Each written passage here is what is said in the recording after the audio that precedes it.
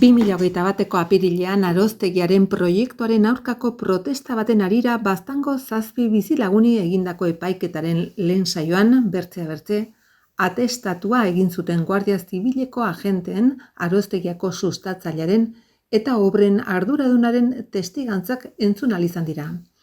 Auzipetuei erakunde kriminal bateko kide izatea leporatzen diete eta 53 milioi eurotik gorako erantzukizun zibila eskatzen dute. Auzitegiaren kanpoaldean hainbat lagun elkartu dira auzipetuei babesa adierazteko eta absoluzioa eskatzeko. Bertze Adolfo Araiz, Oian Mendo eta Irati Jimenez EH Bilduko legebiltzarkideak eta Fernando Ambustegi Baztango alkatea izan dira bertan. Atestatua egin zuten Institutu Armatuko agentek azaldu dutenez, atestatuaren zati handi bat Guardia Zibilaren informazio zerbitzuak egindako dokumentazioan oinarrituta egin zen, izan ere, kanpaldiaren bideoak ikusi ondoren bertan zeuden ezker abertzalearekin lotutako personen identifikazioak egin zituzten. Horrela azaldu dute identifikatutako bat Garbin Elizegi izan zela, denek ezagutzen dutena, Baztango alkate izandako zelako eta Aroztegiaren proiektuaren aurka zegoelako. Kargu publikoa zenean ere gizarte mobilizazioaren buru izan zen kontatu dute agentek eta aginduak ematen zituena zela adierazi dute. Agentek aitortu dute ez dutela egiaztatu ikusi zituzten bideoak bat ote zetozen gertakarien datarekin edo editatu ote zituzten. Agenteetako batek ukatu egin du Aroztegiako obretan erregistratu zena desobedientzia zibiltzat arzitekenik izan ere, baketsuak izan behar du. Eta kasu honetan makinei sabotajeak egin zitzaizkien eta eremu pribatu batean sartu ziren. Atestatuaren egilek adierazi dute ez zutela egiaztatu Aroztegiaren obrek baimenak behar bezala zituzten ala ez, baina hala jaso dute dokumentuan, ez zitzaigun eskatu hori ikertzeko adierazi dute. Lehen saio horren bertze lekuko bat, Salvador Urbistondo izan da Aroztegiako luxuzko turismo proiektuaren sustatzailea. Hark azaldu duenez, Garbin Elizegik gidatutako persona talde bat obren gunera hurbildu zen. Haiek geldiarazteko legez kanpokoak zirela esaten zutelako. Defensaren galderei erantzunez aitortu behar izan du ezin zuela zehaztu akusatuen presentzia gertakarien tokian eta unean. Jose Mari Lekarozko bizilaguna eta obra buruak azaldu duenez talde bat hasi bezain laister sartu zen lan eremuan eta makinen aintzinean jarri ziren.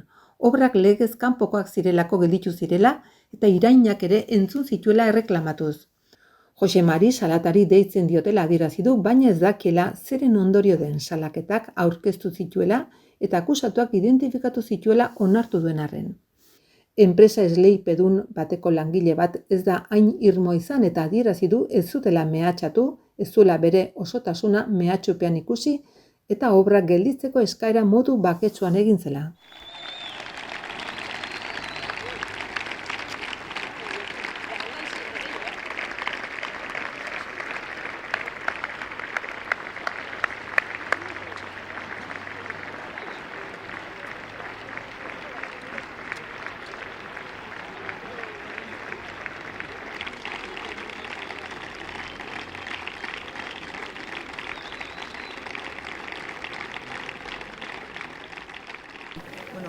Atzoko egunaren balantze moduko bat edo ingo altzen iguke mesedez.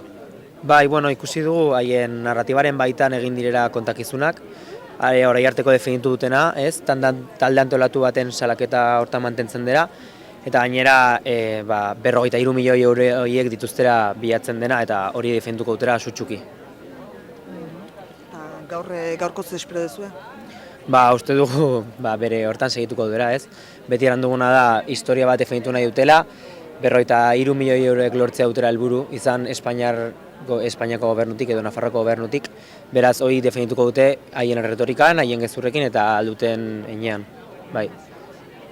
Nortzuk hartuko dute hitza? Gaur Guardia Zibil, uste dut Guardia Zibil eta Polizia Foral batzuk daudera, zertifikatu dutenak. Beraz, ez du uste atzoko narratibatik gauzak haunitz aldenduko direndik. Ikusi dena da fiskalak ere posizio argi bat duena kontu honetan eta hori ere agerikoa da. Zemuz haude, zemuz pasatzuten lehen da biziko eguna?